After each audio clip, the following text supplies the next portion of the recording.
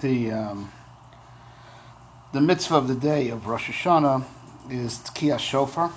That's how it's already defined, in the two places in the Chumash where it's addressed.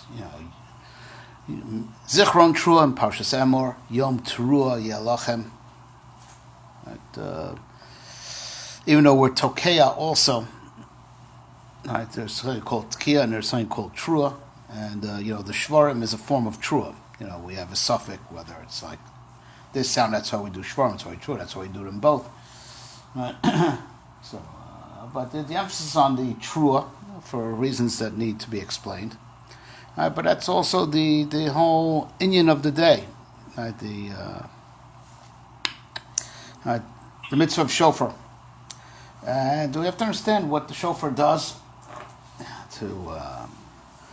because even on Shabbos, when we don't blow shofar, which is a din d'Rabbanan, because midaraisa you should blow, but the Rabbanan, because Shema Yavril Damas Rishus Harabim, lest the person carry it to Rishus Harabim. So Chazal already said that the Shmira Shabbos, as a Yerushalmi and a Medrash, that the Shmira Shabbos could act as a supplement, for Tkiyah Shofar, the Zerus and Shabbos. And maybe if there's time, we'll discuss that. But the main thing I want to focus on is on the inyan of shofar. The Zohar says that shofar is a form of tefillah that's kol tefillas, and it's salka le'ela ubaka rekiin, and it goes up and it breaks through all the different firmaments. It reaches very, very high places. So if it's a form of tefillah, why don't we just daven? Just daven. What's it about the shofar that it's a type of tefillah and yet, it's tefillah as we know it is not adequate? So there's another thing that we've mentioned in the previous years, that the whole nature of Rosh Hashanah is very secretive. If you just read the Chumash, you would never know it's a Yom Adin. Never. It doesn't say anything. Just says Yom Teruah, the day of blowing the shofar. At Yom Kippur, it says Mefurish, it's the day of Kapara. Yeah. Rosh Hashanah, if not for the Torah Sheba'al Peh, we have no clue, as to the weightiness of the day, the gravity of the day. Right? And the Ramban in his Rosh Hashanah addresses the issue. As do all of them, we'll also say it in our way. Why this is something so important should be, not black on white in the Chumash. And it's really alluded to in a pasuk that we also say in our tefillas. Tiku b'chodesh shofar b'keseh liyom chagenu ki chok lisohu mishpat le'okei Yaakov. So on the chodesh we blow shofar b'keseh. When on the covered day of our holiday. So of course the Pashut Pshat goes, like Chazal say, the simple Pshat is that it's referring to the fact that the moon, right? Since it's Rosh Chodesh, the moon is covered. It's less visible than visible. But of course, this all ties in. This all interconnects to the hidden nature of this Chag. Right? It's something about it. It's covered. It's bakesa.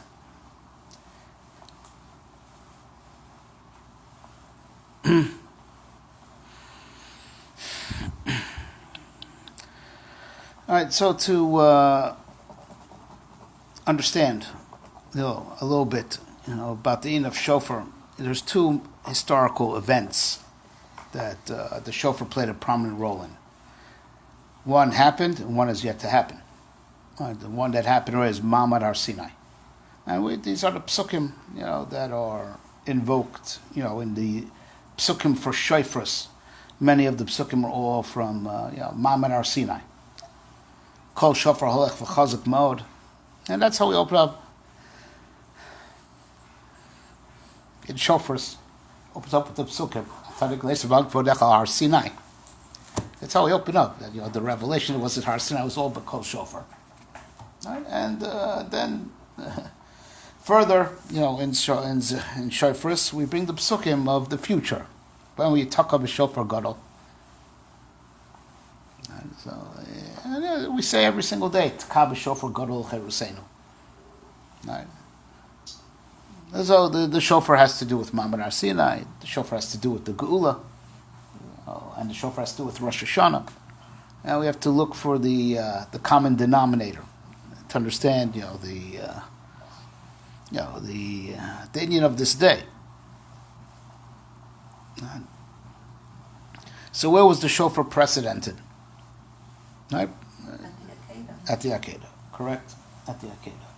So, it's because Amram Avinu sacrificed an ayil, Tachas Beno. Right, and that is the idea of the shofar. And then Rashi in the Chumash, black on white, says, "V'kol shofar lecho chazak mod, kol shofar elo shel Yitzchak." That is the sound of the, and that's what I believe it's a lashon Chazal, if I'm not mistaken. An ayil has two shofars. One was for Ma'amad Har Sinai, and the other one was for the Gula Asida, B'meira B'yameinu. So now at that event, right, of the Akedah, Hashem Yira Asher Yemar Hayom Bahar Hashem Yeroeh. At that time, it was consecrated, to be the makom of the mikdash, and Avinu called it, and the Torah further, changed the name a little bit. Hashem Yira Asher Yomer Hayom Bahar Hashem Yeroeh. But what it means is, where HaKadosh Baruch Hu is to be seen, where He is to appear, because that's the end of the Beis Hamikdash. The Beis Hamikdash, makom, right? Yeroeh kol schorchas pnei Hashem. Liros es pnei Adon Hashem. Right. So when you look into what happened at Ma'amad Har Sinai and what has yet to happen in the Gula Asida, we're talking about the revelation of HaKadosh Baruch Hu. Revelation.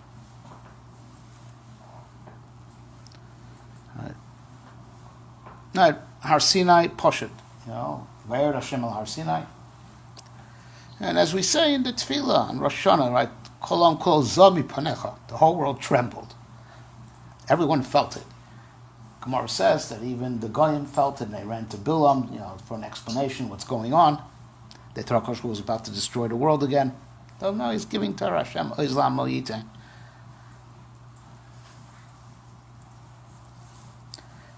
The Torah is being given. Right. And Lasid Lavo also. Vashem L'melech HaKol Haaretz. Right. The Rebbe Shalom is going to be revealed as the King of the world.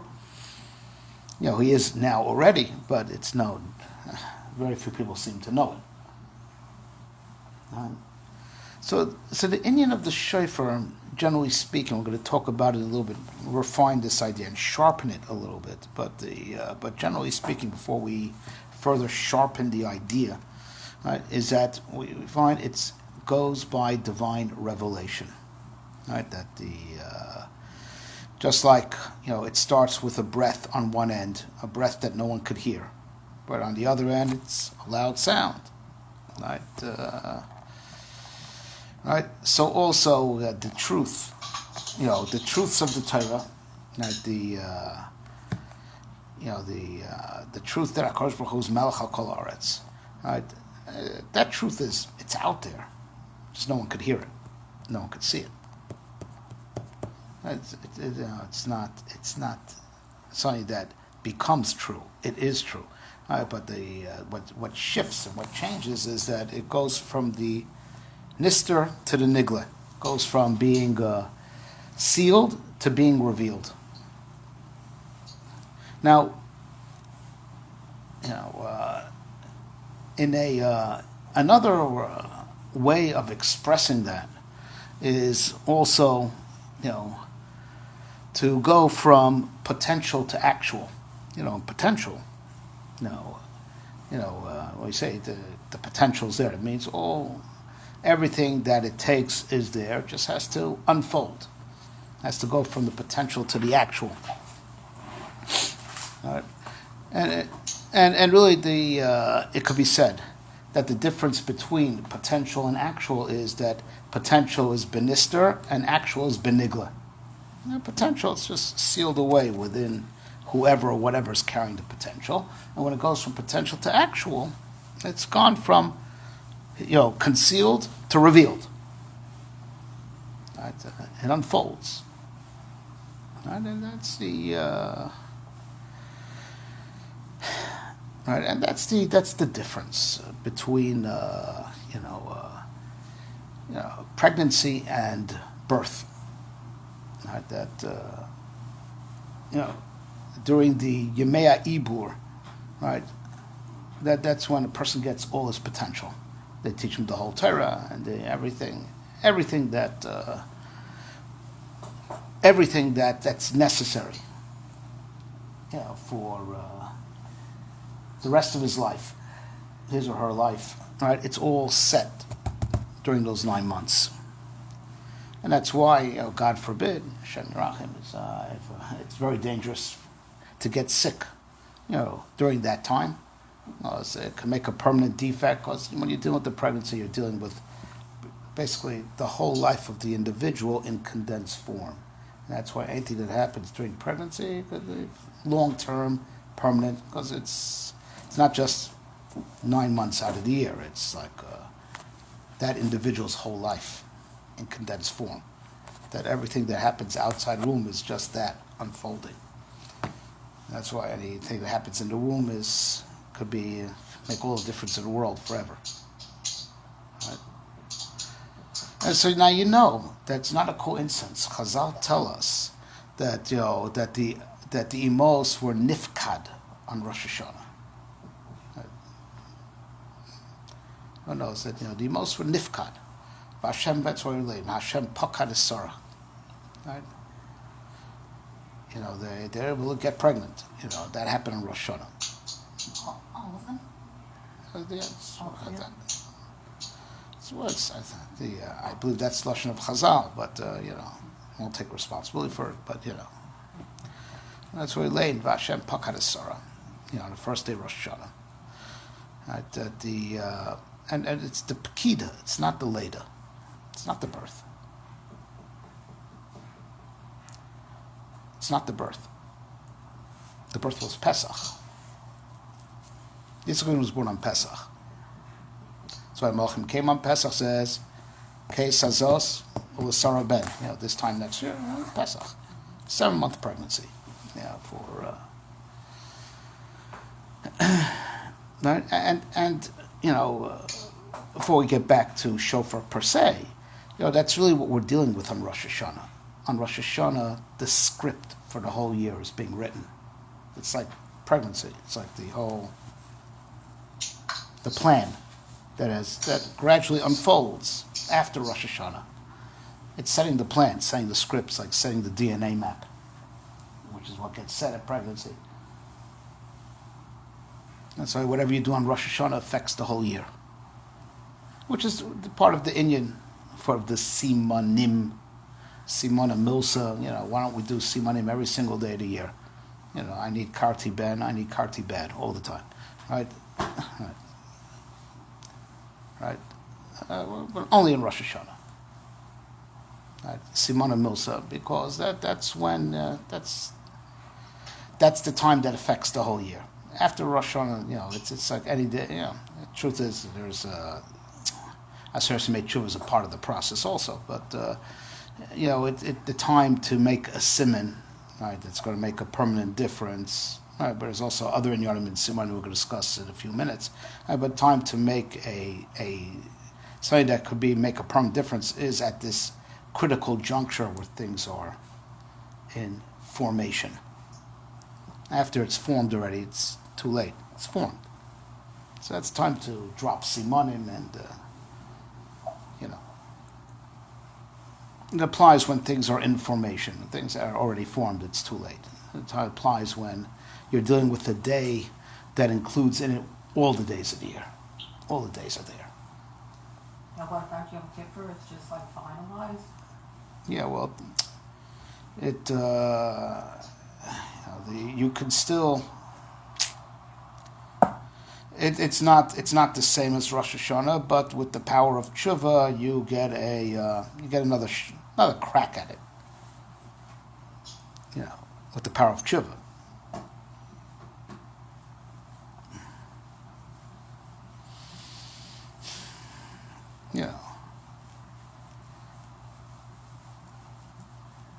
But that's for the people. That's you have to be worthy of that. The Rishoyim nechtamim la'alter l'misa, and the tzaddikim nechtamim la'alter l'chaim.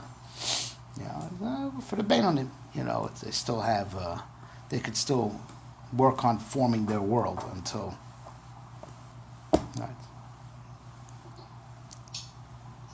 Now, of course, and anyone who does tshuva sincerely, but it's mikoach tshuva. It's only tshuva. That's the answer to the famous kasha they ask. They asked this. I wasn't going to speak about this, but now since you raised it, there's a kasha everyone asks. If tzaddikim are rubo zakai, and rishoyim are rubo chayev, beinonim are 50-50. Right? So why does the Gemara say dafka if they, when the Ram brings it la'alacha and hilchos tshuva, dafka if they do tshuva, they're nechtamim l'chaim, just do one more mitzvah. Right? You gotta, right? You just gotta push it over the 50% mark. So what dafka tshuva? Any mitzvah should be, right? Right? Right? Answer is like this: it's too late. Rosh Hashanah was already, right? But tshuva is like a time machine, right? So dafka only tshuva works. You can't just do one more mitzvah. It's over. Rosh Hashanah passed, right? It's you're after conception already, so the DNA map has been set. It's too late to do just one more mitzvah. You should have did that before Rosh Hashanah. But tshuva works retroactively, so that's why dafka tshuva, right? As far as because tshuva can expunge your record. Tshuva works. Retroactively. Mitzvahs don't work retroactively. It's just this point on, it's too late. But tshuva is like a time machine. But even then, this opportunity to use the power of tshuva is dafka during these 10 days. After Yom Kippur is the chasima. And it's much, much harder. And after Hoshana Rabbah, it's even harder. Tshuva always works, of course, is how easy and how versus how hard. So tshuva is most received and most potent, during these 10 days. But it has to be tshuva because it's after Rosh Hashanah already. So you're working backwards. So and that's what we say in the Tefillah, Hayom Haras Olam. It's the day of the conception of the world. It's not Brias Olam. Famous Taisvus that, as we mentioned last week, Taisvus took the Piyutim of Rabbi Elazar Kalir very, very seriously. And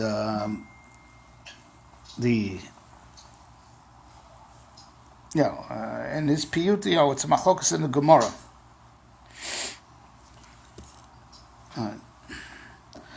Whether the world was created in Nisan or Tishrei. It's machlokas Rabbi Elazar Yeshua.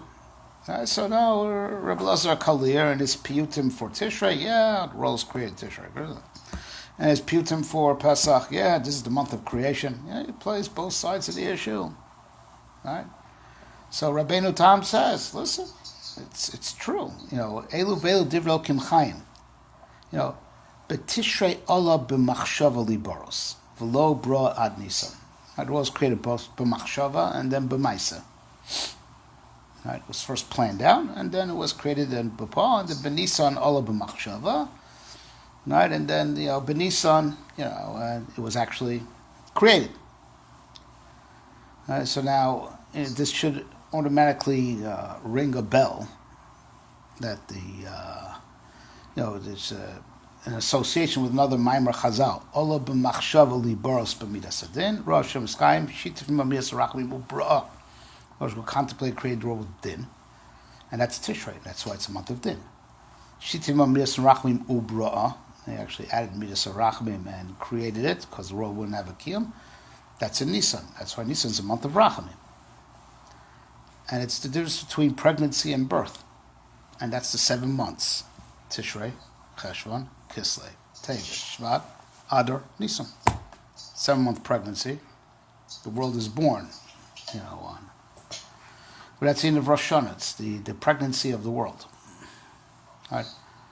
The gene map is being set in the Sifrei Chaim, Sifrei Mesim, and everything's just to unfold, And life only really starts in the spring, because in the winter everything's dormant still. If you live in the northern hemisphere like civilized people,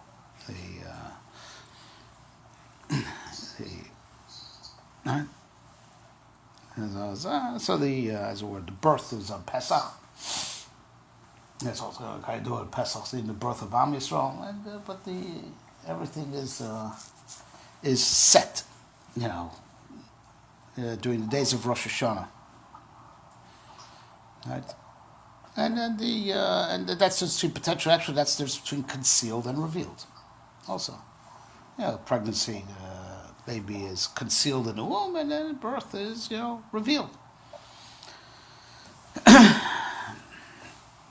So now, here's something to go a little bit deeper into in this process, right? That of shitifim midas harachamim ubra'ah. That and we spoke about this in previous years. It's not the pshat, right? That the midas hadin was canceled. That's not the pshat. Right? It's actually called progress. Mashal ma davar doima. Right? When the fruit bud initially emerges, it's bitter. It's not edible. Right? As you let it grow more and more, it sweetens, it ripens, right? Until it's not just fit for consumption, it's even pleasurable to consume, right? When the midas hadin, right, of HaKadosh Baruch Hu, and we spoke about this many times, right? That's the law of life, right? If there wouldn't be midas hadin, there wouldn't be laws of nature. It wouldn't be midas hadin. You could have right now we're going to talk about the hurricane soon, right? But if you wouldn't have midas hadin, you could have a hurricane like that for no reason in the middle of the day.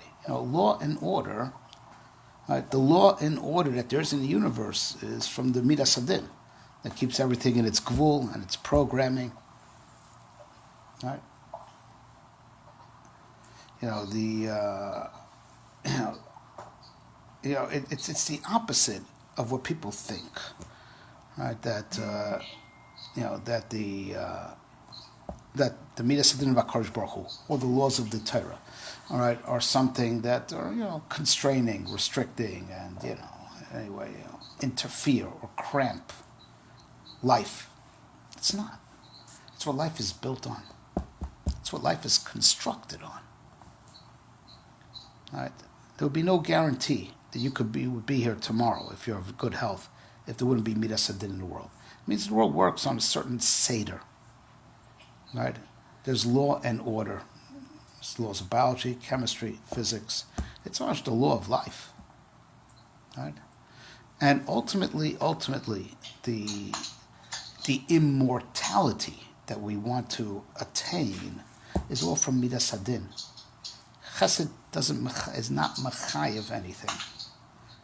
There's no chesed. Chesed is voluntary. But voluntary means that it's done out of whim. There's no commitment. It's not a coincidence that we earn our immortality through dinin, observing halacha, because then there becomes a law that we must exist, and then that's when we exist forever. All right. The 26 kilolam chastos in the Halal Agadol, right?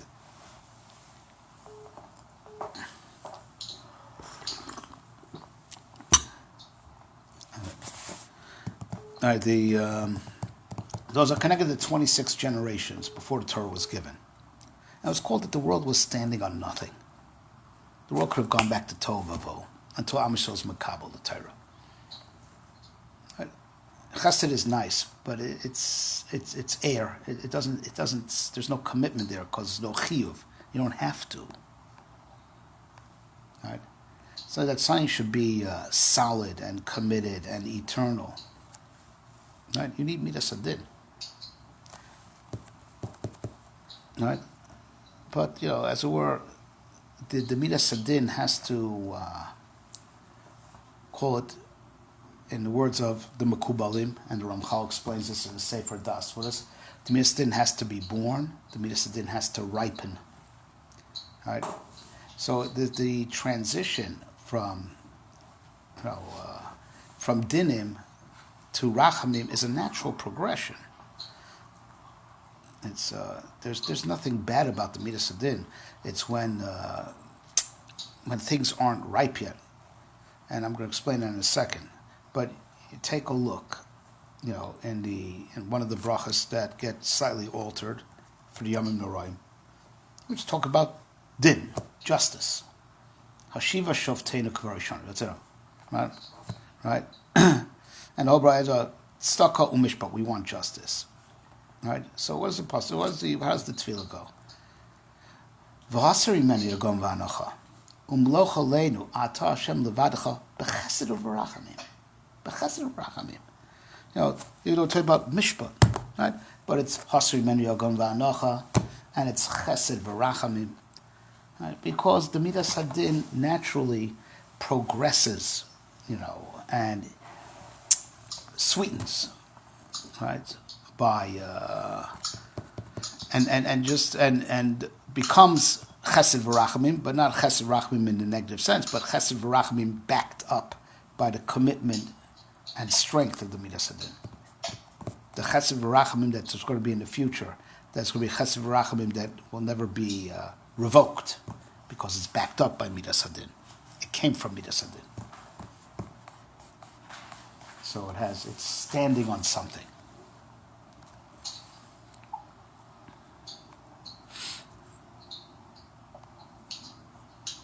Right.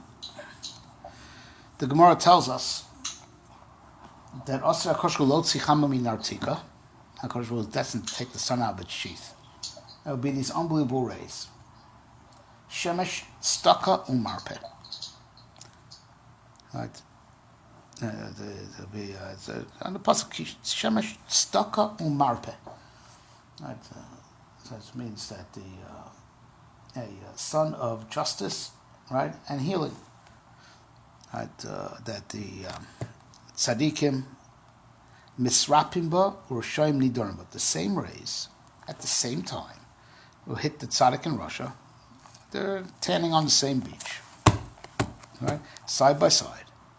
Right? And the tzaddikim get refuah from it, and the Rishonim get consumed by it. Same rays. Same rays at the same time. Right?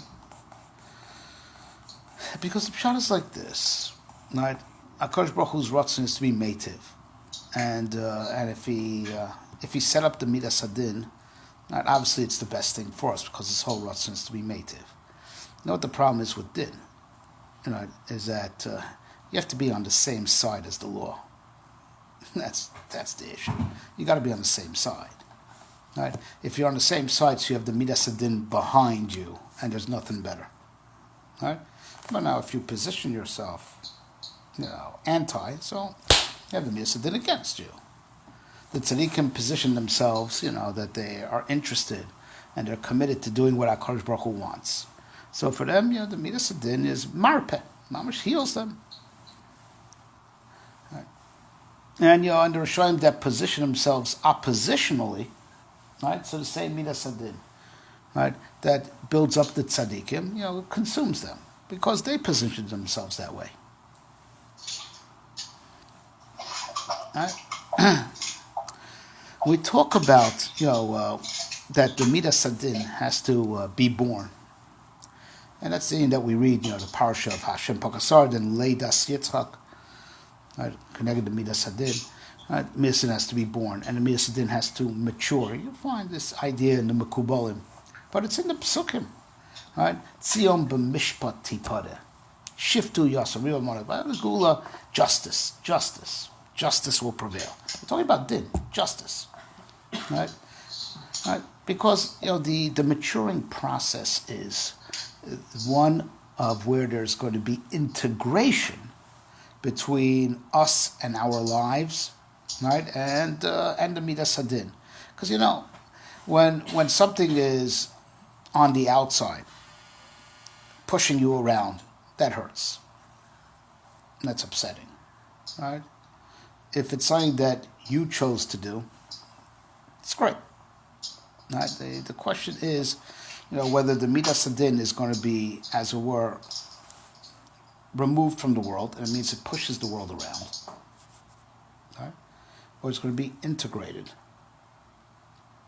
When midas hadin is integrated, everyone gets it, everyone understands what life is about. There's nothing wrong with the midas hadin. It's very easy to live with.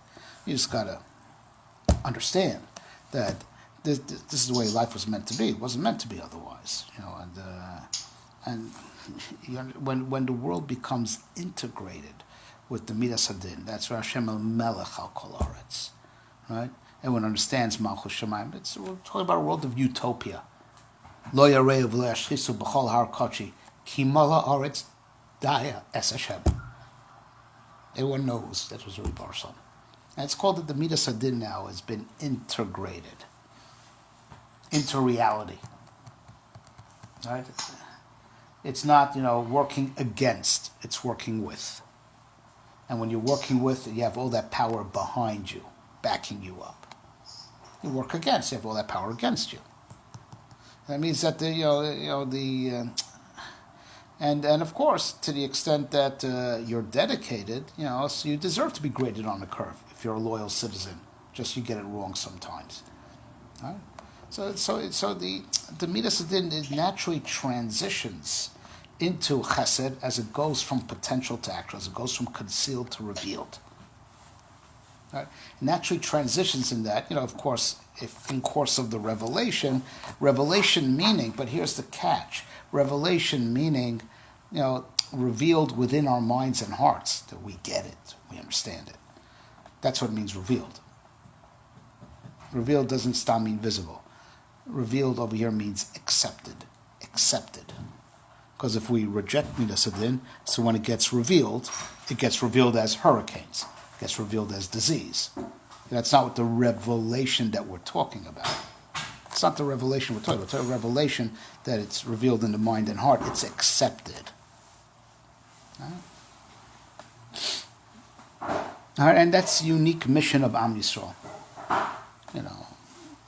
Something we've forgotten very badly.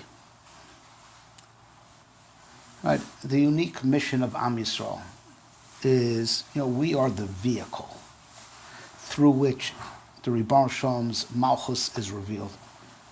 Right? His laws are revealed through the Torah, which was given to us, and that he is Melech. We're the ball that he uses in that game. It's processed through us. And that's our role as the chosen people.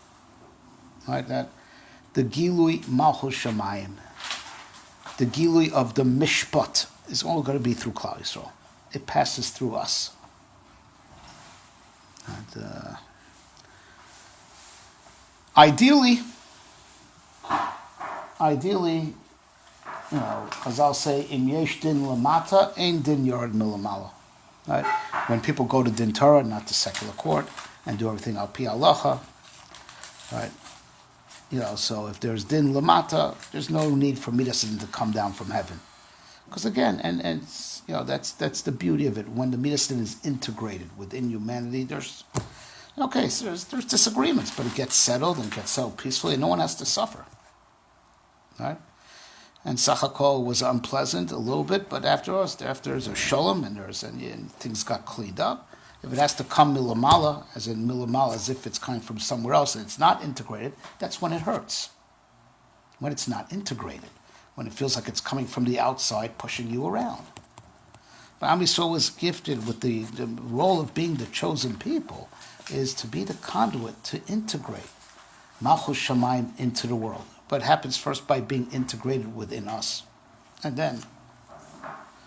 that's the secret, that the whole unit of Rosh Hashanah is in the Torah Shebaal Peh. The unique aspect of Torah that's special for Klal Yisrael. Lo nechrosa bris al dvarim she'al peh. Right? The Tanakh they stole from us. The Torah Shebaal Peh they can't steal from us. The aspect of the Torah that's ours only. Right? They can't take it, they can't steal it. They can't. It's a special bris between us and him. And it follows perfectly symmetrical. Right? Because the Torah Shebaal Peh is the hidden part of Torah. That's why they couldn't take it from us. The Bible they could buy in any Barnes and Noble. Right? And that's connected to Midas Hadin, because that's where halacha is explained. Halacha is not explained adequately in the Chumash. It's not meant to be, right? The only way there's not a single mitzvah you could do with all its pratim and dikdukim without the Torah Shebaal Peh, not even bris milah. Never says where to cut.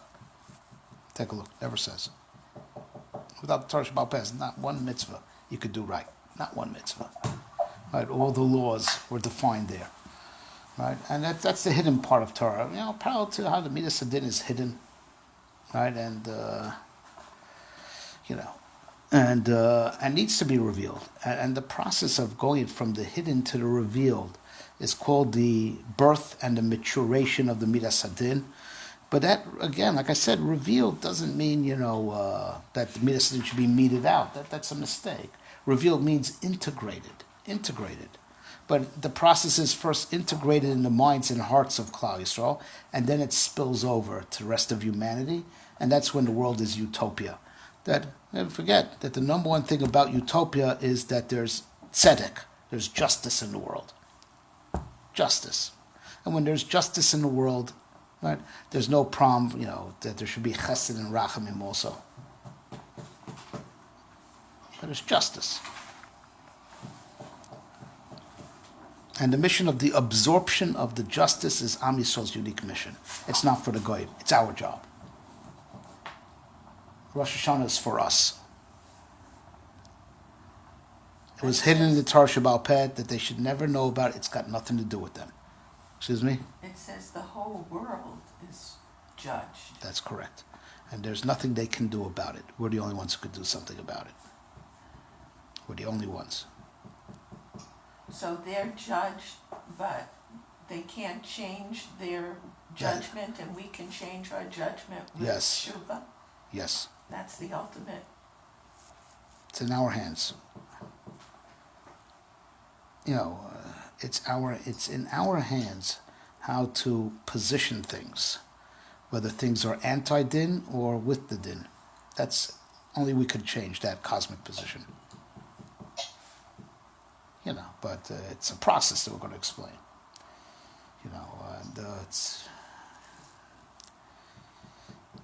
But that's the role that we play in reality.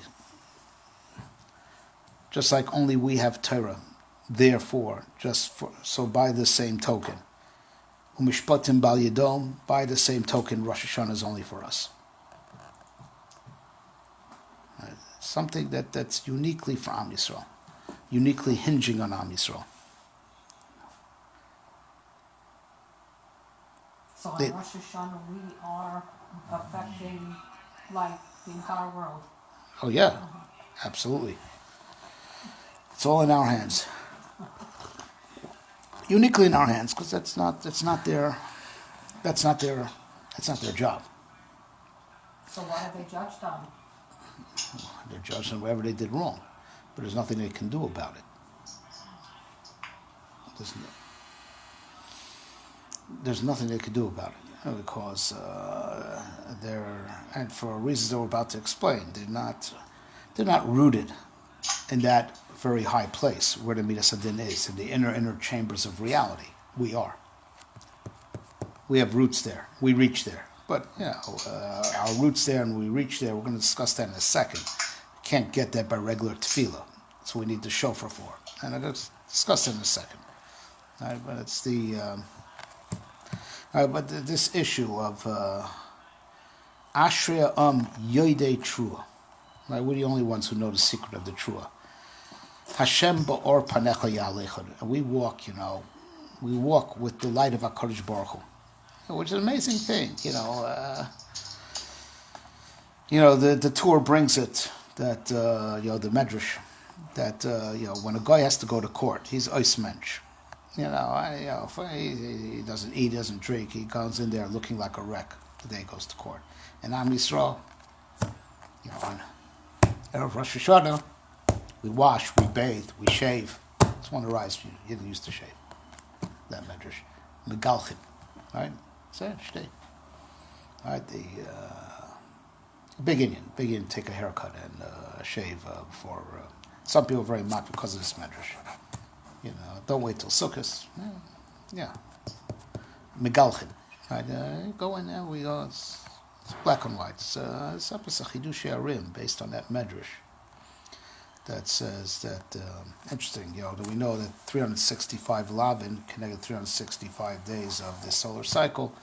He says the Lav that's connected Erev Rosh Hashanah is the Baal Takif and Baal Tashris, the Isser of Karim, because that's the day you're supposed to take a haircut, so you're Nizar, not to, so that's the Lav of the day, since everyone's meant to get a haircut then. Right? But okay, Anam B'didan, right? Am Yisrael goes into Rosh Hashanah confident, well bathed, well groomed, right?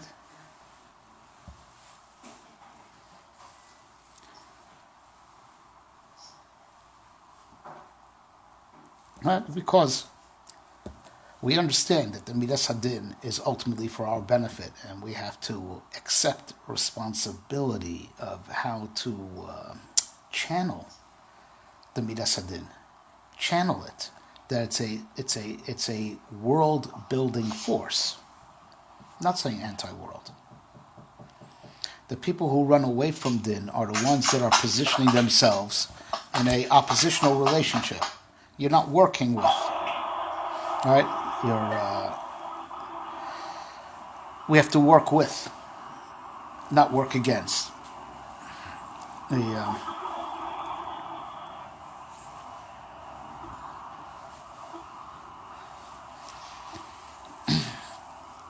So,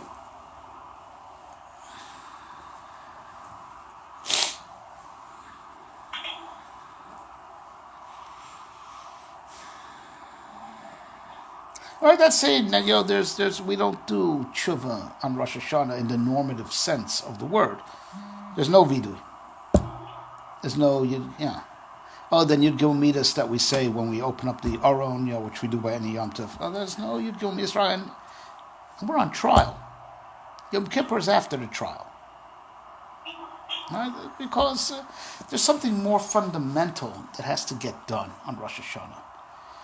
Right, and it's right. It's mamash the rosh, it's mamash the head, it's the beginning itself, right? The beginning of anything, because the beginning of anything involves, an idea. Bereshis, b'chochmasa, Targum says, everything starts with an idea. Right, and then the challenge is to try to stick with the plan. Right? Why the projects fail? Why the commitments that you make not last? I mean, not you guys. You guys are perfect. I'm not talking about me. Right? What's the difference between the commitments that stick and commitments that don't stick? Projects that follow through and the projects don't follow through. Where's the difference? It's all in the head, right? Because it's like this. As someone who once took on the futile project of trying to whip me into shape, told me once, all right, Rabbi Beckhofer, all right, if you wake up one morning, 50 pounds heavier than you are now, what would you do? You'd starve yourself and you would just put on your shoes and run and run and run until all that weight goes away. Why? Because it goes counter to your perception of what you should weigh. Right? So of course you do stop at nothing. Right? Stop at nothing because you won't accept yourself the way you are. You won't accept it. So you won't do anything to rid yourself of those 50 pounds that came to you by shock. Your problem is, as he told me, is haven't righted the problem, right? But realize that you're accepting of yourself, of your current weight. And that's why it's like,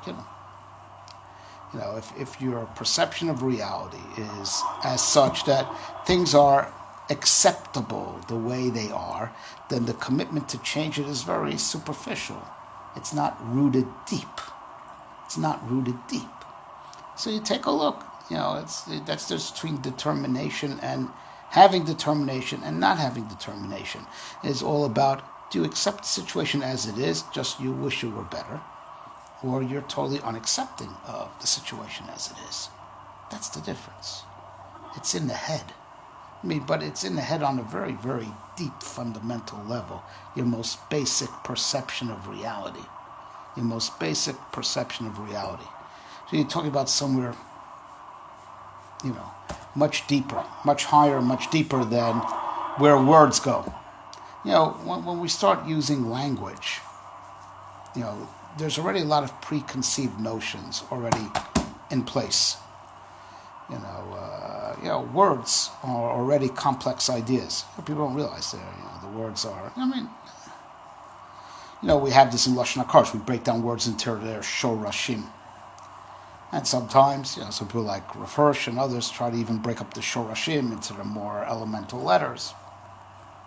And we're going to have that coming up in Nefesh HaChaim. When you're dealing with words already, you're already a few steps down the line, of where your consciousness starts from. You're already a few steps down the line. And that's why there's, that's why you have the most common problem of communication. You say things you don't really mean. Words don't necessarily reflect, what's going in your innermost heart. And then there's furthermore that words are very tricky, right? Define meaningful. Go ahead. Define good. Right? And these are words that we throw around, and and what a person would call meaningful, I would call nonsense and a waste of time. And the way to resolve that is not going to the dictionary, because the dictionary is not going to solve that debate between me and you of what's called meaningful. Right? So, in fact, the guy who wrote the dictionary has his agenda also. Right? It's there's a few layers in the consciousness that go beyond and deeper than where before words even emerge. Basic perceptions of what reality is, basic perceptions of what's important and what's not. That's the problem.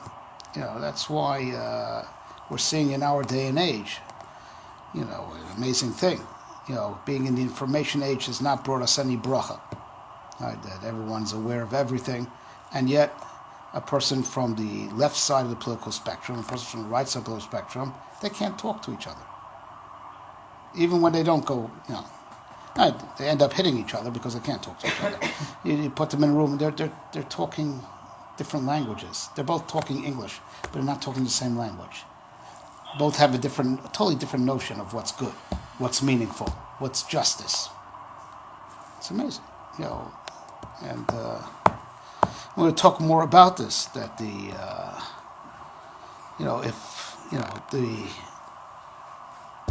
Hashem tzilcha yad yaminecha, we learned, right? And Kadosh Baruch Hu is just always shadowing us, and what's going on around us is really Kadosh Baruch Hu holding up a mirror to us. And if we see what's going on, you can be sure we're seeing that because that's what's going on with us.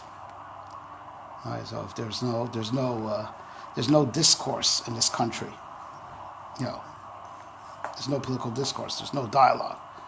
Right? People use the same words in different ways. It's a serious problem. Right? And then the problem because there's obviously there are perceptions that go beyond and are more basic than words, tucked away in in the back of the mind, tucked away in the core of your perception, the core of your CPU. Right? That's all parallel to how, in reality, also there's the point where all concept starts from, and from there it branched out into words. That's what we find by Ma'amad Har Sinai. It was kolos, sounds. Kol, shofar, holech v'chazak mod. Chazal count 5 kolos, according to Medrash, 7 kolos. And so it's interesting. So, Chazal tell us that it started as a koil, and then it broke up into 5 or 7 kolos, different Lashonos in Chazal, and then it broke up into Shivim Lashonos. It went from kol to dibur. Say straight. That is called right now. No. It went from kol to dibur. Right, because there's something about kol that reaches a higher and more elemental place that dibur. Dibur is carved out of kol. It's carved out of there. Right, but it's not where it starts from. There's a higher starting point. Right, that the kol is based on. That the dibur is based on, I meant to say. We're going to come up to shortly Nefesh Chaim Shar Beis. It's going to say something very interesting. Right, that in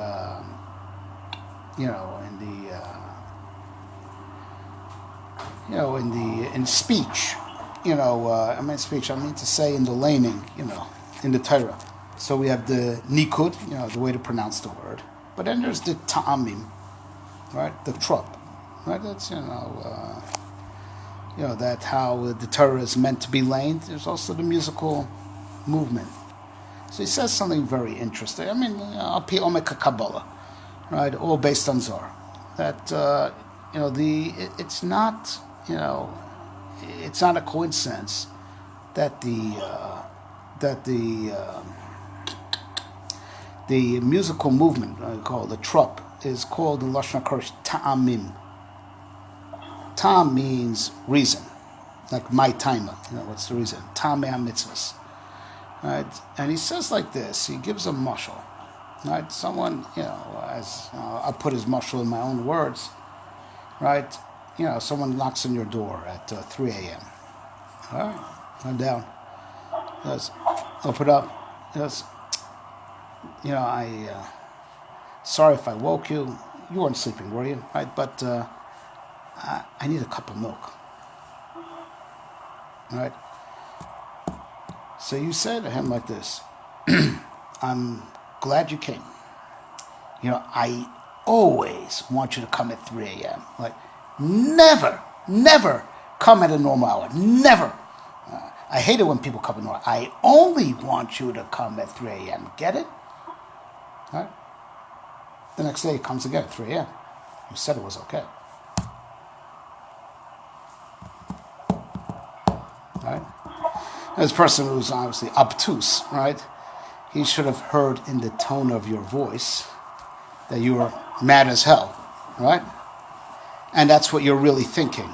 If a person is not a very good actor or not a politician and, and not reality challenged, right? So you could tell if they're being sincere and they really mean what they say by the tone of voice a lot more than the actual words that they're technically saying.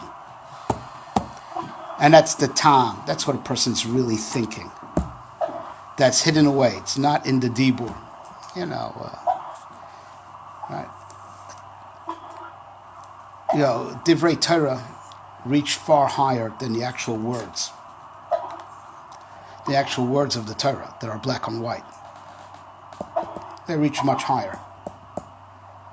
There's the kol, there's the sound, and that's why we're still writing more Svarim. We're not done, because there's not just the dibur, there's the kol, and that's where the infinity of Torah lays. That's why we can't close the yeshivas, even though we've produced translated Gemaras, because you don't get the Kol Torah from the translation. Yeah, whatever. Well, no, we're not gonna go off on that right now. But the the Kol, the infinite intelligence, and the elemental truths is the Kol, and then the Dibur is actually the next level. You start constructing things based on that Kol. Question is whether you're constructing correctly or not. And that's what I find, I always say that's what it means, that right? Because it's learned out of Mamad Ar Sinai, just like Torah was given by Zochel Torah, Zochel Chamisha Kailas. Mamad Torah, Mamad Ar Sinai was Chamisha Kailas, and Chasm Kala, the Navi talks about Chamisha Kailas, so Zochel Torah, it's all Kol, Gzer Shava, Kol. Pshat is like this, just like with Torah, it's not just the words. It's not just the words. That is, if all you need is to translate it. It's not. You got to listen to the Kol Gadol Lo Yasaf. I mean, say you want your marriage to survive. You don't just listen to the words. You got to listen to what she's really saying. You see, and that comes across not in the words. That comes across in the tone. You ask, can I go out and get drunk with my friends? Sure, anytime. You wonder why she left you. I guess she said it was okay.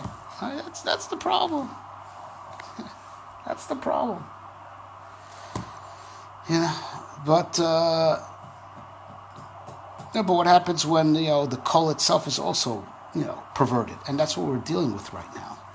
That what we see, we have to look at ourselves in the mirror, and the mirror is life that's going on around us. That's God's mirror to us. Right? Something that Klai seems to have forgotten. Right? Everything that goes on around us, HaKadosh Baruch Hu is constantly talking to us, constantly. It's one of the things that Chassidus was supposed to teach Am Yisrael.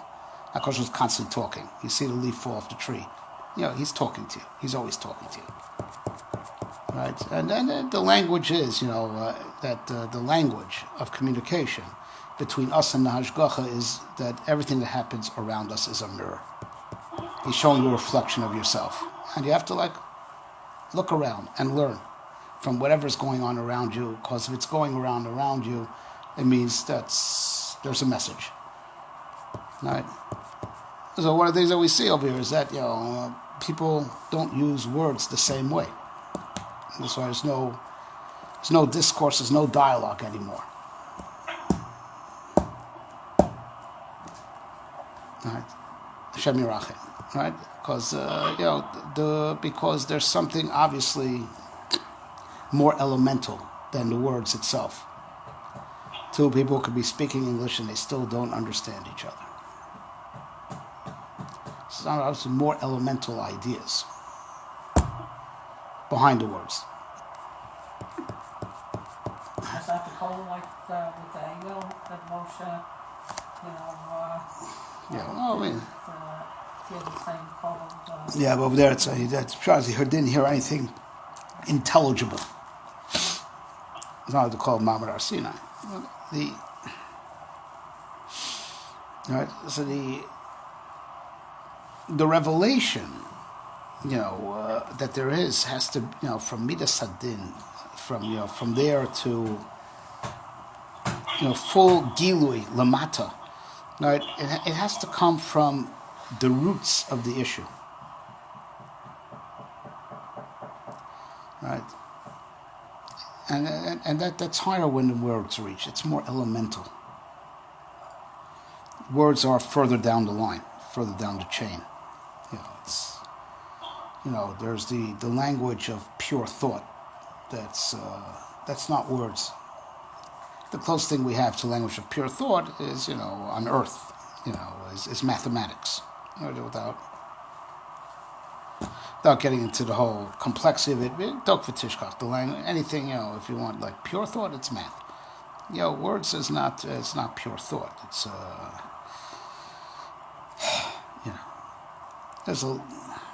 there are some words that have been coined that have just false meanings. Shalahayav lo nivra. Right? We make up words all the time, and people get very excited over them, like social justice, gender studies, gossip, right? No, it's not. Right? And so the shofar is about, so what it was by Mamad Ar Sinai, and what it's going to be by the Gula Asida. Then we're going to get into Rosh Hashanah, that's in between. Right, but it's talking about revelation from what we call the Reishis HaMachshava, all the way down, to talk about, but from Reishis HaMachshava, right, and that's where we're rooted. Bereshis, B'Shvil Yisrael Shnikru Reishis. We're rooted in the very first thought for creation. That's where we're rooted. We're rooted in a place that goes where words don't reach. A place that precedes words, came before words. Right? The Reish Machshav, same place where Torah comes from. Bereshis B'Shvil Yisrael, Bereshis B'Shvil Torah. Right? And that's the ultimate, challenge that there's in Rosh Hashanah. You got to find your place there. That when, case in point, when HaKadosh Baruch Hu said Nasa Adam, right? Right? Do you fit that bill? Do you fit that description? HaKadosh Baruch Hu planned, envisioned an Adam. Are we that Adam? Right? Do I fit with Rebbe Shalom's plans? Right? So we know the Goyim don't. There's Vekach Tzom Marisi Adam Atem Kruim Adam Ve'Akum Kruim Adam. Right? So that's what we said. Rosh Hashanah is just for us, right? We're rooted there. We're rooted in that fundamental place where everything starts from, right? The conception of the world, Harasol, right? And we have to on Rosh Hashanah find our place in the Reishis, Rosh Hashanah, Reishis. Find our place there, right? And set things up, align things that, the Allah b'machshava libars b'midas adin and us are on the same team. We come from the same place. It's not it versus us. We're from there, right? and that's it. And that's really the how many times have you said sorry? I'm sure in most abusive relationships, the word most commonly used is sorry. I'm stomach. Every other word's sorry. Right? And yet the relationship is abusive. Right? Sorry doesn't help. Because if it's going to be the same way the next day and the same way the next day, so what's the sorry worth? It's not worth anything. Right? Until things change. And things have to change at the roots. Things have to change, at the core. Right? And that's what Rosh Hashanah is about. It's one of the Aser Simei Tshuva, but it's not a day of saying sorry. It's a day of just getting it straight, because otherwise sorry doesn't mean anything. That's what it means with Mamlech HaKadosh Baruch Hu. You get this straight. He's our Melech. I work for him. He doesn't work for me. Right? And it's a privilege to work for him. Right? Right? We're in his thoughts. That means that when he said Nasa Adam, he had us in mind. We fit that bill. We're according to plan. We're not against the plan. That the plan and us are, we're according to plan. That's Zichronis. Ubema, and with what? With Shofar. Right? Now, that the... So now, by Mamad Ar Sinai and by the Gula Asida, HaKadosh Baruch Hu blew the shofar, right? And he forced revelation. Now, the failure that there was at Mamad Ar Sinai is that we couldn't keep up the pace. Hello? Yeah. Hello? Yes. Gila? Gila?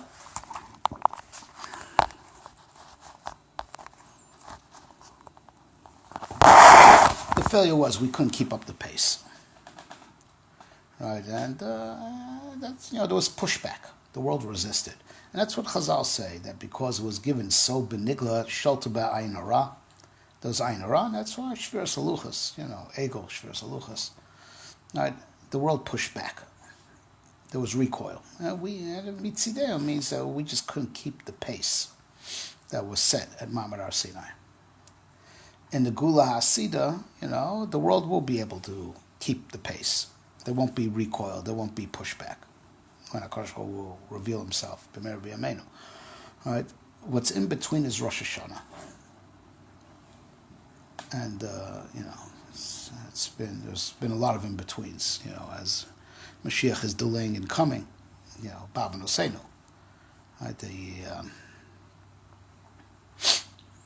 Right. But the Rebbe Shalom says like this, by Mamad Har Sinai you failed.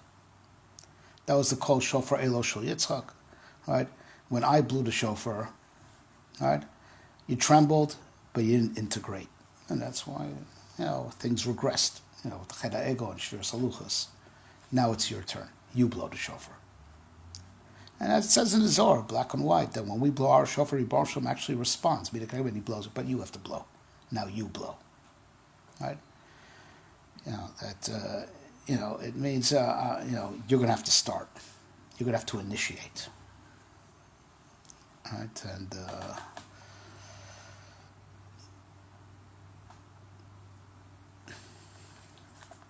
It's the difference in the Hisarais Delayla, the Hisarais yes, correct. We have to start. Rebbe Shalom will blow his shofar in response to our blowing the shofar.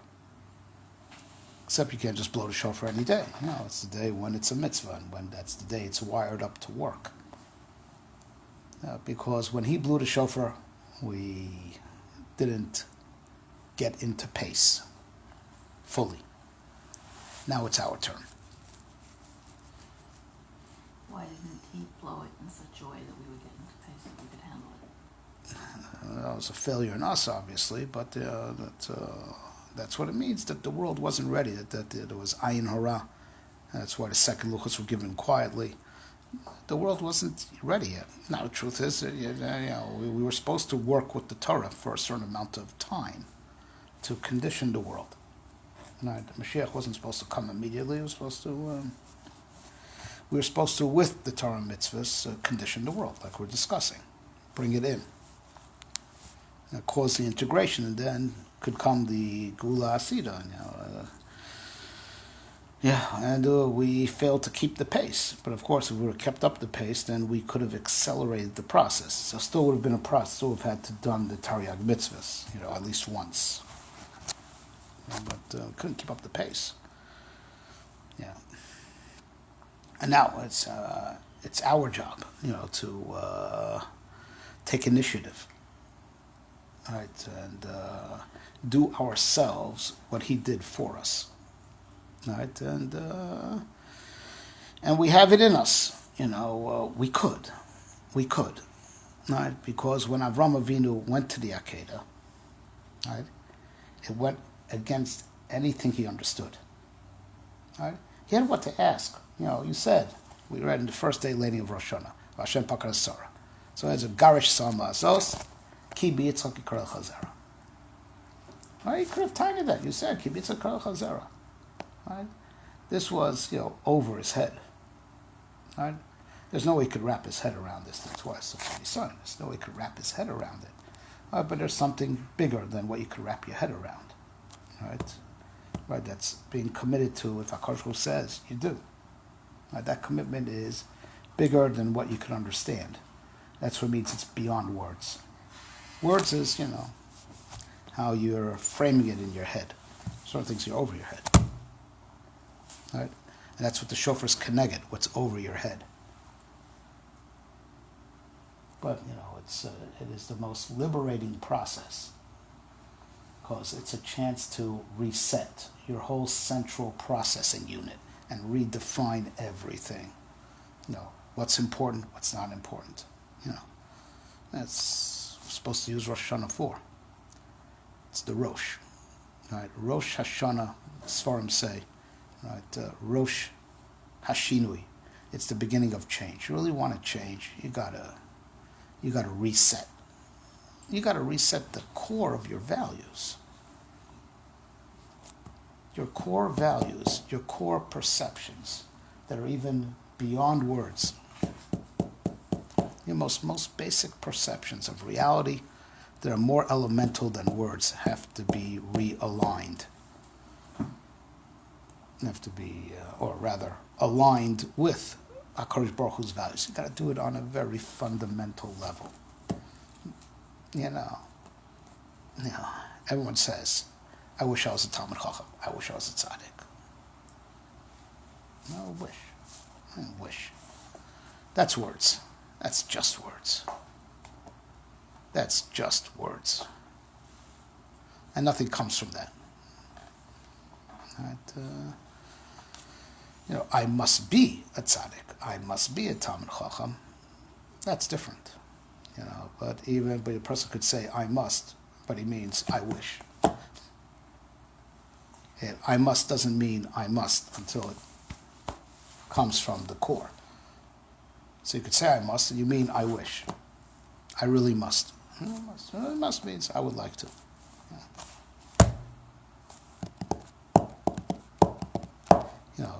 Those are the words. Where's the kol? Right? And that's what it means. That's what the Zohar means. That shofar is a tefillah that's kolol ol tefillas. It's not just, because it's why it's limitless, because it's not limited to any particular words. But it's baka rakian. It breaks through all the firmaments. It breaks through, the very core. The very core of reality, to what's called the Reishis HaMachshava. I think in the previous years we quoted the Gemara. That the Gemara, says you shouldn't put, can of gold on the shofar. It reminds of the egel in Kateger Nasa Saneger. Right? How could a shofar, be a limud chos if it reminds the egel? So Gemara asks a simple question. It doesn't, it's only a problem inside the Kodesh HaKadoshim, because the Kohen Gadol wore big days of in the Beit. It's only a problem inside. Kodesh HaKadoshim you have to wear love on. That's all.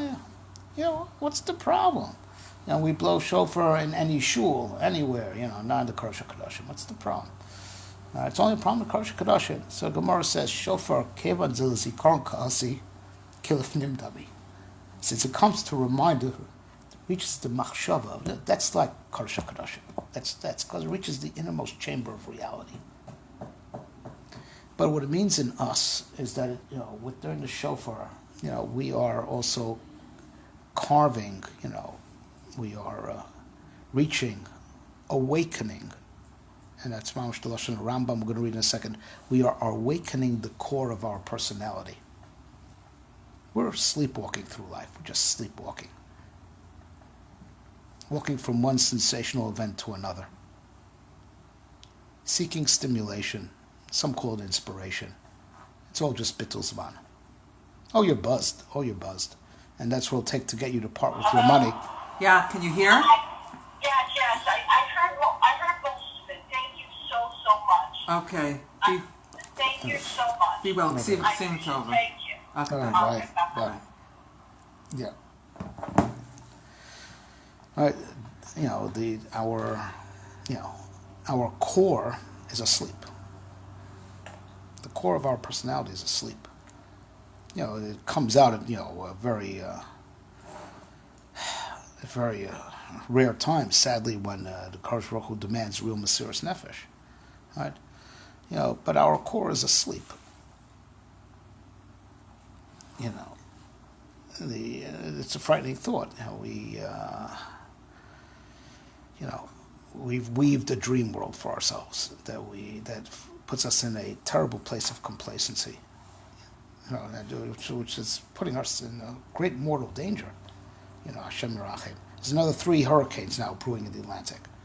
No, it's the most basic lesson. HaKadosh Baruch Hu always tells us in Tanakh. He speaks to us through the weather. All right? I don't want to hear about the, how a guy gave some food to someone in Harvey. I don't care. The question is, what did we do wrong that brought Harvey? That's the question. I don't want to hear these heartwarming stories that convert everything into sensational, everything into news.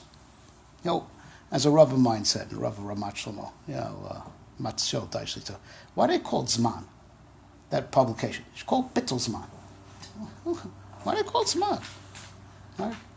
We have all this, Jewish media that keeps us asleep with Judaizing stories from Chicken Soup of the Soul. Just put in, Jewish names. I could clearly recognize some of the stories taken plagiarized, right? And we go from sensation to sensation, and we avoid doing the real work. The real work, right? Yeah. So what's the takeaway from this? Isn't the takeaway that do we need hurricanes in order to do chesed with each other? Isn't that one of the takeaways? Shouldn't we be doing chesed with each other without hurricanes? That's one of the takeaways, but there's much more. Yeah. Right? Ask yourself, a hurricane is like, think for a second, think. It's the closest thing we have to a mabul, right? Right. So let's think for a second. Why did the mabul come? Right? Well, promiscuity. Right? Hummus. I like And Gezel. It's got to think. You really have to think. Alta of Navardik. It says in the Madrega Sa'adam, he gives a mashal, and there's the problem. This is the problem, and the Jewish culture right now is feeding the problem severely, But here's the problem, right? He gives a mashal. He says that in Russia they had their own prohibition. Again, for a while, weren't allowed to make your own schnapps, right? So, people started producing, their own, bathtub gin, their own stuff. So he says, a common occurrence was, someone was malshin on someone else that, he's making schnapps. And so cops come, and person opens the door and says, I agree with the prohibition. All this bathtub gin's corrupting the kids. It's causing brain damage. I'm with you. I'm with you guys. Not only that, I'm going to help you guys look. And he takes them, to the outside shed. And he opens up a trap door. He takes them down there. And he takes them into all types of nooks and crannies they would have never found by themselves. Just clean, And, so then as the cop leaves, said, Mother Russia needs more citizens like you. But here's the thing. He didn't take them inside the coke cupboard. That's where he has his meth lab. Right? He says, the Alter Vark says, we pull the same stunt with ourselves. We do cheshbon hanefesh, and we look and look and look where we know we won't find anything. And we look and look where we're not afraid to confront. The cupboards that we're afraid to open, we don't open. But we console ourselves because we look so hard where we felt comfortable looking. Like the guy who says, I'm looking on for my quarter over here because there's more light, even though I lost it over there. That's the problem. But it's not just, it's not just not doing the work, but it's deluding yourself that you have done the work. And that puts us in terrible, mortal danger. Because, you don't do tshuva. You don't do tshuva. And HaKadosh Baruch Hu doesn't care if you were inspired, you heard this bogus lecture, that bogus lecture, that tell you sweet little nothings, but nothing of substance. Because he won't get paid if he does the real work, right? Because that's what you want to hear, right? It's a famous story. Not a famous story, I shouldn't say that, but I read a story years ago. I can't remember where I saw it. A Meiser from Chaim Volozhin. Chaim, that, he sensed that two Bachrim weren't discussing the sugya everyone else was learning. He just saw by the body language saying that, these guys are not talking and learning right now. So he walked over to them and he said, what are you guys talking about? Spill. He says, Rebbe. And I was saying to my friend, as you look around this base medrash, guys steiging, so I say the Yitzhara comes to Volozhin and he says, I got nothing to do with this town. Here I'm bankrupt. I got to find myself business, in another town where they're not learning Torah like this. That's what I say.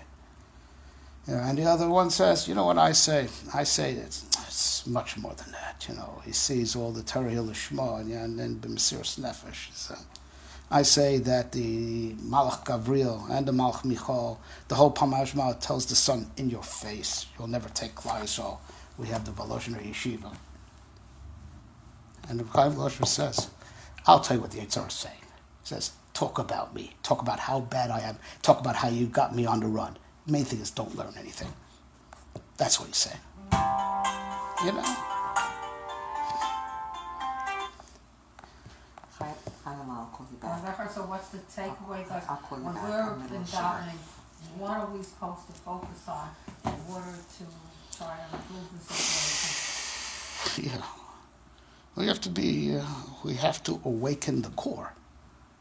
You know, right now Jewish culture is very much supporting the dream. Maybe, we said, you have to look around you for the massacres we're saying. So, aside from hurricanes, there's another word that you hear very often in the news. Dreamers. Daka. What? Right? The dreamers. Yeah. Yeah. Kids that were brought here as I know children. what they are, I know, I didn't hear the I don't know word. what they are. What are they? Children Dreamers that or were brought DACA? here as children. Illegal immigrants came. With Brought their young children. children, Uh-huh. and now there's a Now whole there's a- political debate about what to do about them. Yeah, but so Baruch Hashem, you don't listen to the news. Ashrech. It's Baruch Hashem.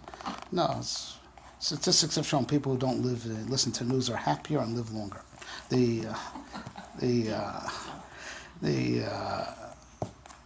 Yeah, but Baruch is talking to us. We're sleepwalking. I think somebody did mention that the mayor of Houston was gay, so that goes along with.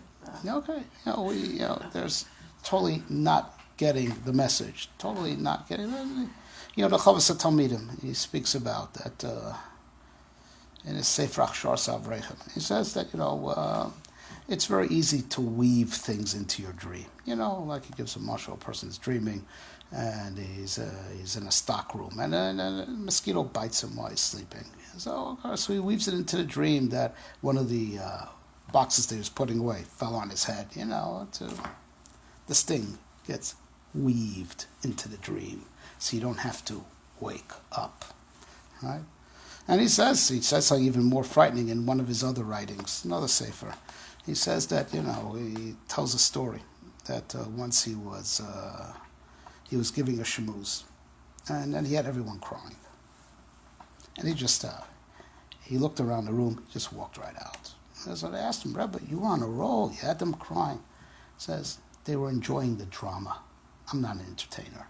And he goes on to explain, either in that piece or another piece, that just like a person could enjoy the burn of cheap schnapps, some people like the burn of Musar. There's a way to, I like the burn, I like the drama. I don't know. It's what will all these bogus magazines that have no place in the Shabbos table, no place in Jewish home, what you call Zman, Mishpacha, whatever, all just wasting our time and feeding us garbage, feeding us junk that you could delude yourself into thinking is substantive instead of really engaging in real substance, pseudo-substance, right? Which is just polluting our minds because the editorials are not written by big Talmidei Chachamim. They're Amaratzim, and they are saying their opinions. Same with our Jewish artists. We're inundated with junk, brainless junk.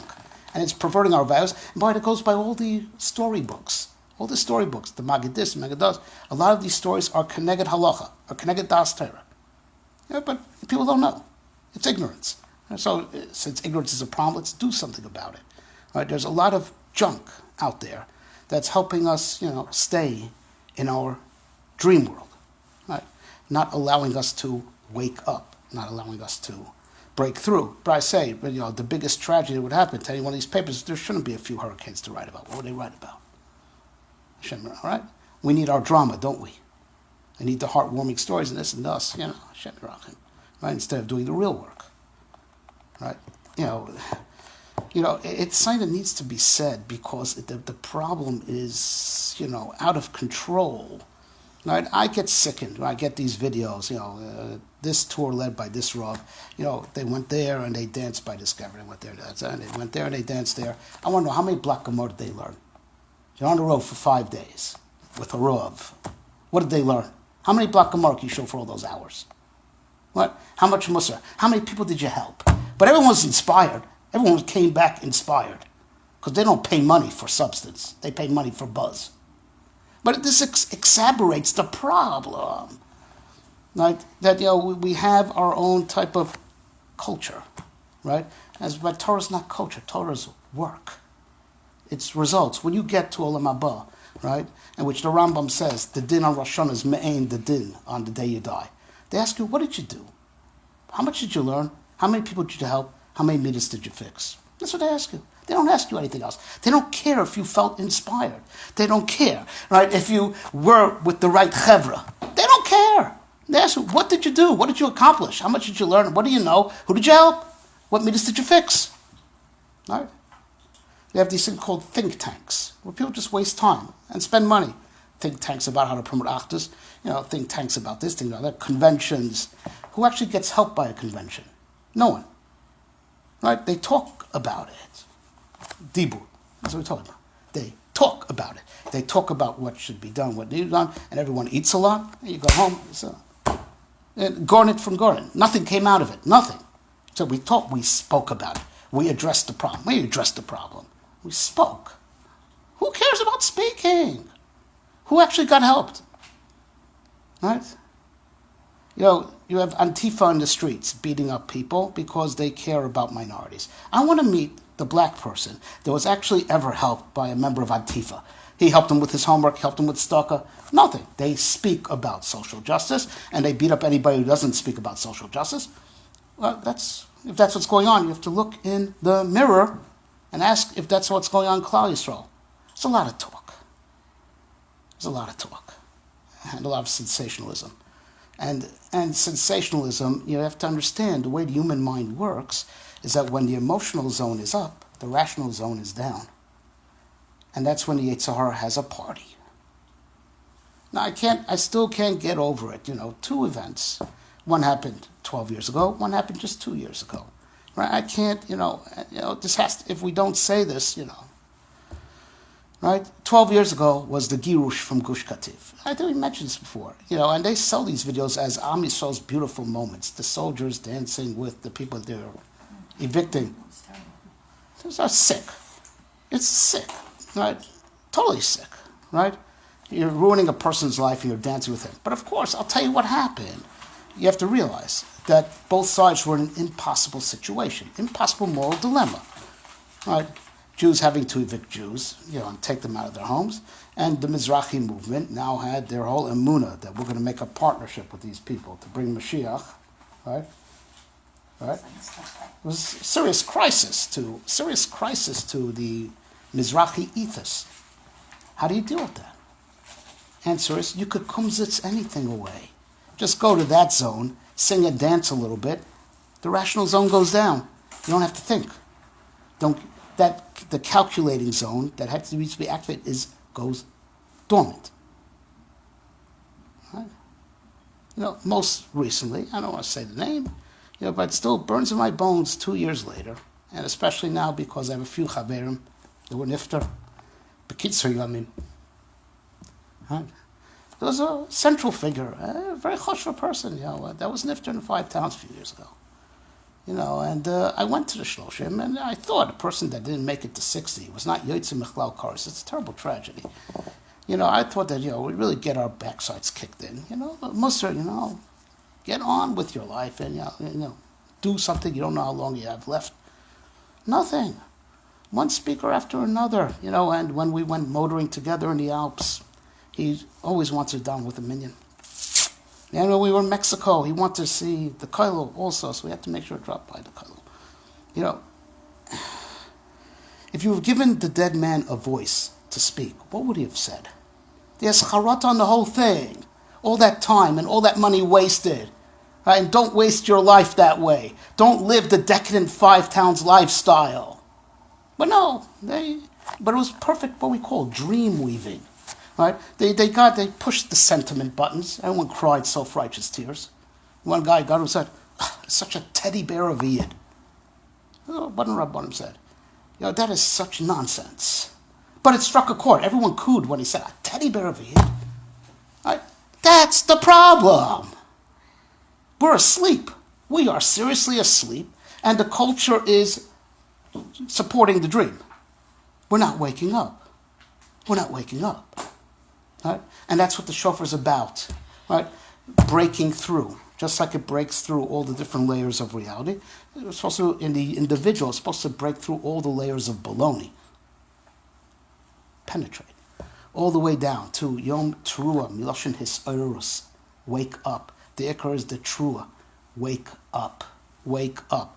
The core of the persona is what's asleep. The core of what determines what's important, what's not important, what's valuable, what's not valuable, right? Our core perceptions, the core of the persona needs to be awakened. So things could be, ask ourselves, what's really, really important? Words are cheap. Sorry is cheap. Vidui is cheap. If it's not backed up by substance, the substance is the core, your core perceptions. And that's where the shofar is supposed to penetrate, in the individual and in the cosmos. And if we want to make sure that this year will be better than last year, and people will be marach yomin, and there won't be hurricanes. We want that this year should be taka, better than last year. That's what we have to do. Right? If we want to get out of this gullus, right now we're in terrible mortal danger. No one's thinking, right? We're dead, right? Right? Michigan and North Korea, right? And but right here, our greatest, stupid OU, stupid Agudath Israel, right? When in Charlottesville they attacked the president, people are brain dead. People are brain dead, right? First of all, you don't attack the president because we need him. Right? Like, where's your seichel? If there's one person that's much to be machnif to on the planet, it's the President of the United States. Right? We need him. Klal Yisrael needs him. Right? You don't criticize the president. But they're such idiots that they just went with the popular idea. Nazis are bad. Ergo, the people on the left were good. Right? And the president said the truth. Right? That there's on both sides. And that's the truth. Who do you think is coming for us next? Not the 3,000 losers that there are in the whole continent of the U.S. 3,000, elementary school dropouts who are just blaming the fact that they can't make a living on the fact that they're white. Right? So there are 3,000 of them, mamish, something like that, mamish. In the whole continental U.S., they're not the ones who are coming for us. The people on the left, they're the ones who are coming for us. They're the ones who are coming for us. Okay.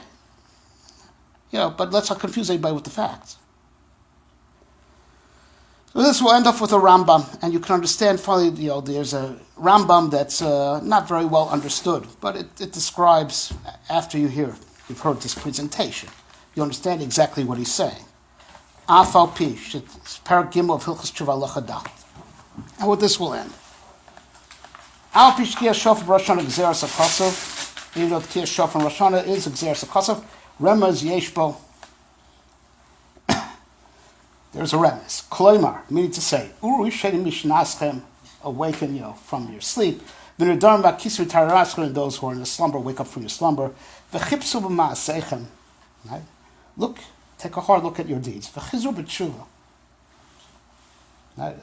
Zchu barachem, and remember your Creator.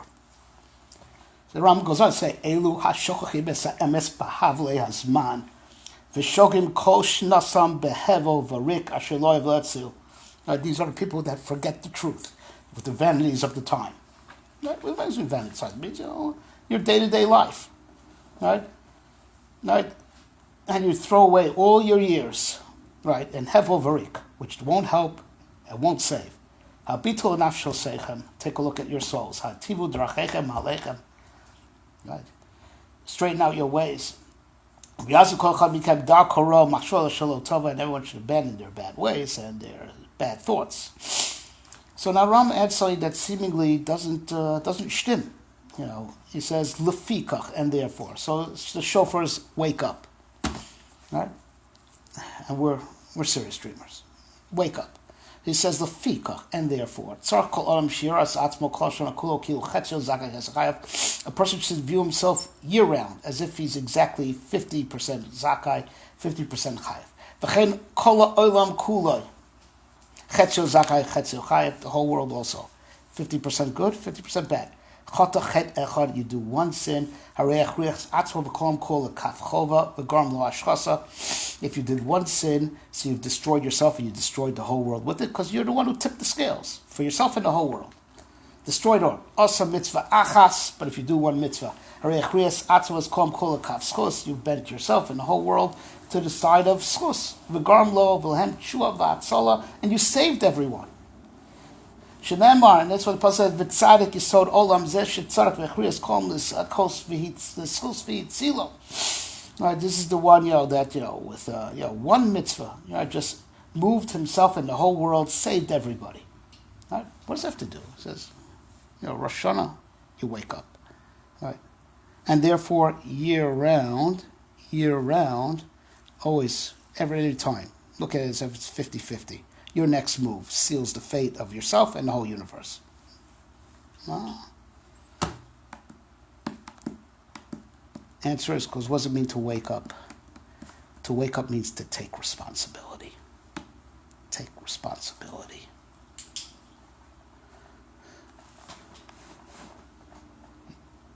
He says, if you did Rosh Hashanah right, then that's the way you're going to live throughout the year. Because Rosh Hashanah right means to take responsibility. Right? We said at the beginning of today's presentation, HaKadosh Baruch Hu is processing the Midas Hadin and his Malchus all through Klal Yisrael. What's the difference between being in it or being just around it? Which is the difference between a tourist and a citizen? When you go as a tourist to any country, it looks nice. Because you don't really live there, so you don't have to deal.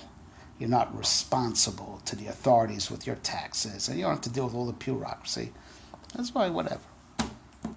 People get conned into moving places, when it's not really the best thing for them. You go there as a tourist. But as a tourist, you don't really know what life is really like, because until you're responsible, to that place, and you have to, mamish, therefore, deal with their authorities and deal with their bureaucracy. You don't really know what it is until, right? And you have to ask yourself, are you a tourist of Judaism? Are you a tourist? Right?